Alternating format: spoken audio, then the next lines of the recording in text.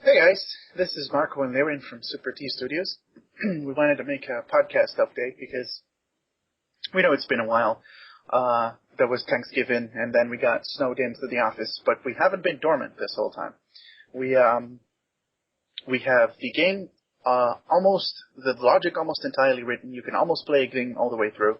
We have the app and the medium screen all working. We haven't shown them yet because we're not quite sure about the graphical style, but this weekend we're going to have some screenshots for you of the new boardroom scene, the main, what's it called? Just the main game. No, like when you have a room with a table. Conference room? That's what you meant. Conference room. It's a third language. It's a third thing. We have that scene's almost entirely redone. And because as we know, even in the alpha stage of a game, the graphics are the most important part. I'm joking, of course. Only kind of. I don't know. Graphics are important. Don't pay me any attention. Graphics are important. Graphics are important, but the thing is, we wanted also to say that we really like feedback. Like, you guys have been vocal. People in Greenlight especially have been vocal. And that's the advantage of getting with us so early. Aside from the discount that you will get if you get the game now, you can talk to us, and we're not robots, so we listen. Like, for instance, a couple of our packages have the ability to create scenarios in the game for stories to play. Most of our packages include scenarios. We want to be able to open up the writing to as many different people as we can, just because, you all have different ideas than we do, different scenarios than we do. Maybe you're privy to different conspiracy theories than we are. We've been scouring the deepest, dankest depths of the internet, by the way, for these conspiracies. So we'll make another podcast later with some of our examples, but I know you'll enjoy them. Some of those are funny. A lot of those are just sad. And then there's the copper tubes stuck into a bunch of tar that makes rain fall conspiracies that I just don't understand. But dude, they work. You can buy them on eBay, so they work, right? Yeah, and the several perpetual motion machines that are also patented all work. And the anti-gravity machines. Don't forget those. Anti-gravity machines, yeah. All in the game, by the way. Infinite material. But yeah, we just wanted to have a conversation, let you guys know what was going on, talk a little bit about the game for the people that are curious, and just kind of, I don't know. Just kind of update. We want to start actually updating with podcasts every once in a while, and by once in a while I mean way more often than we have been. So this, I guess, is just the introductory one. We're going to make a couple more and just, quick 5 to 10 minute bits talking about either the factions or giving a bunch of examples of different scenarios you'll have in the game, how to actually win the game, because in order to win you will have to prevent another world-ending catastrophe. They say the world is ending, well, the world's always ending, and the only reason that it doesn't is because of you. So we'll have a couple of those coming up.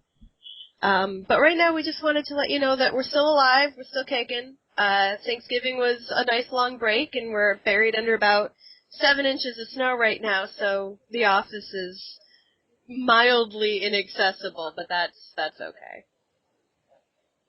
But there is progress, and progress is great. You guys are going to see some of it this weekend, and then a lot more after that. But mostly we've been buckling down on the logic of the game. That was the important thing. It needs to function, and it is. It's almost done. Some things we're still kind of deciding how we want them to do, but it already has a full cycle. We already have contingencies for game objectives and game objective missions, and how all the random cards that you pull play into that.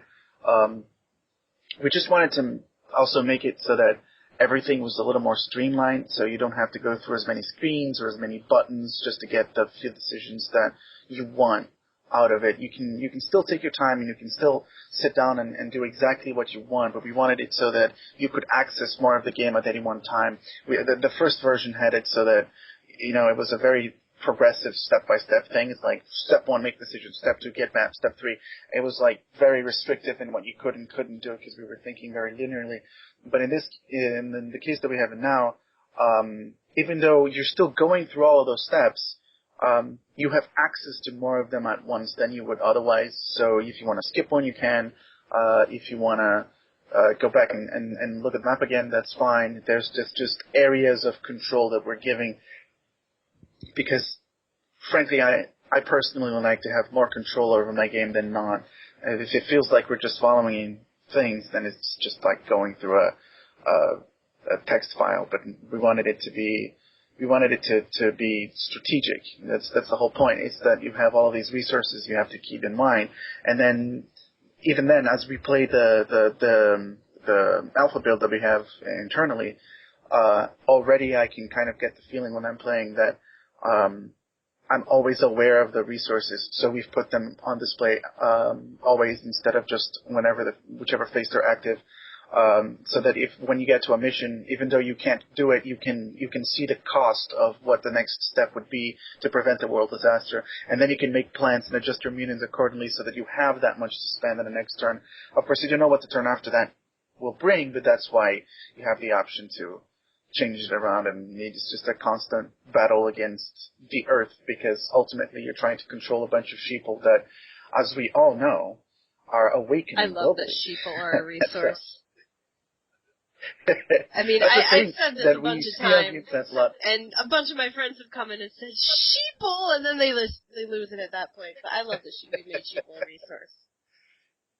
Oh, sheeple. Like, we've been through so many websites where they're talking about, like, this global awakening, because, like, everyone is aware of the Illuminati and all of these things. And so that's definitely something we wanted to put in the game that's there, is that you're constantly fighting against the global awakening. You're constantly having to take steps towards keeping people under wraps, because that's what every single the game is telling the truth about how the world actually is.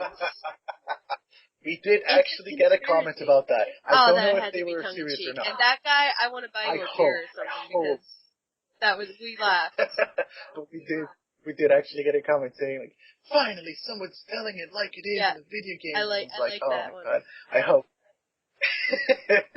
Everything in the office, by the way, lately has been a conspiracy. Even if we're sitting here talking with the Voidwalker team, something comes up, it's a conspiracy. Every single thing that could possibly go wrong is like, oh no, I dropped my toast on the floor. It's a conspiracy. The conspiracy has become our version of the internet, says thanks, Obama. And, we can just add cats to it because our Illuminati, and that's one thing we'll mention in the factions when we talk about the factions. The Illuminati in our game is in control of all of the cat videos on the internet. Like, that's how they cover up information on the internet, is just by replacing it with videos of cats. So, it's a conspiracy, and if there are cats involved, it's the Illuminati. So be suspicious of all cats. They work for the Illuminati. Just FYI. You think you know your cat. Oh, man. You don't. Well, you don't know anything. That's the point, right? Everything that you know was constructed by the Illuminati. Well, or one of their cohorts. The aliens might have planted an idea or two. Their rivals. They could have. Well, yeah. They have very different ways of approaching things. That's another thing that we wanted to make sure. Every scenario that happens, you have several options to approach it, depending upon which advisor you decide to take the advice from. It's all about choices. In the end, it's all about resource management and choices, and that's the strategy. That's the whole thing. It's shaping up to be pretty good. We wanted to feel very light, but have a lot of depth, a lot of essentially quote unquote hidden depth, so that you don't have to be aware of what's going on for all of these processes to be going around, but you feel like your choices matter. It's not just going through the motions. It's like every one of your decisions will have a consequence, and the consequence that you want, you may be able to force with the resources that you have, but then you may not be able to spend those resources in other words else. Sometimes it's better to take a hit than it is to spend resources. Your choices matter. I guarantee it. Not all games can say that. But yeah, so we just wanted to say hi, let you know what was going on, and tell you to look forward to a bunch more from us. Go ahead and get in on those crowdfunding drives if you want, early. Of course, $4 is going to be somewhat discounted. $9 get into the beta. And then after that, just if you want to start writing for us, we will, we'd love to work with you, hear your scenarios. Just go ahead and take a gander and see which one you'd like to get in with us on. And you'll hear from us pretty soon. Yep.